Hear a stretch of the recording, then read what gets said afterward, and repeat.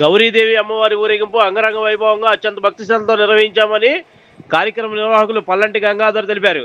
నాగుల చవితి రోజున నగరపుర వీధుల్లో మేళతాళాల నడుమ ఊరేగింపు కార్యక్రమం బ్రాహ్మణ వీధి మల్లికార్జునపేట నుండి పల్లంటి గంగాధర్, రావిశెట్టి శివ ఆధ్వర్యంలో నిర్వహించారు. ఈ సందర్భంగా వారు మాట్లాడుతూ గౌరమ్మ సంబరాలు గత కొన్ని సంవత్సరాలుగా మా పూర్వీకుల నుండి నిర్వహిస్తున్నామని తెలిపారు. అట్టి గౌరమ్మను కొలుచుకున్న వారికి కొలుచుకున్నంత కొంగు బంగారంగా కరుణిస్తుందని, సంతానం లేని వారికి సంతానం, వివాహం కాని వారికి వివాహం జరుగునని తెలిపారు.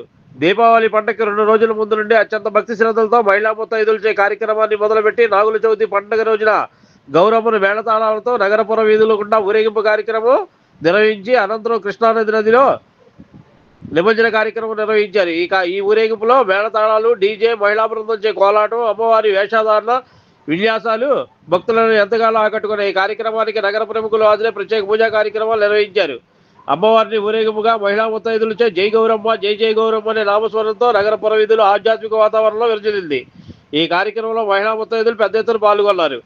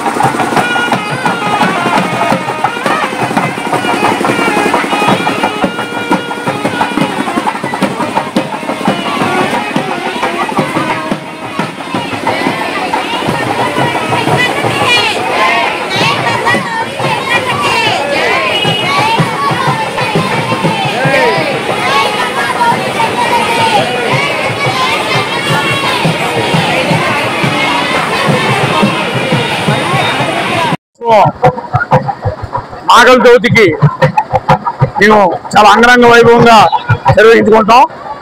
అమ్మవారిని దీపావళికి 3 రోజుల ముందుగా తీసుకొచ్చుకొని ఈ 9 రోజులు కూడా ముత్తైదువులందరూ పెళ్లి కావాల్సిన పిల్లలు, సంతాన భాగ్యం లేనటువంటి ఆడపిల్లలు అందరూ కూడా అమ్మవారిని బాగా భక్తిగా కొలుచుకొని అమ్మవారిని ఒక ఇష్టదైవంగా ప్రతి సంవత్సరం కూడా కొలుచుకోవడం మా పెద్దల నుంచి ఆనవాయితీ. ఈ అమ్మవారి ఊరేగింపు ఈ రోజున అలా కొలుచుకుంటూ తీసుకుని వెళ్ళి పురవీధులకుండా అంగరంగ వైభవంగా తీసుకొని వెళ్తూ కృష్ణానదిలో నిమజ్జనం చేస్తాం. దాంతో ఈ యొక్క కార్యక్రమం పరిసమాప్తం అవుతుంది. Like, subscribe and press the bell icon for new updates.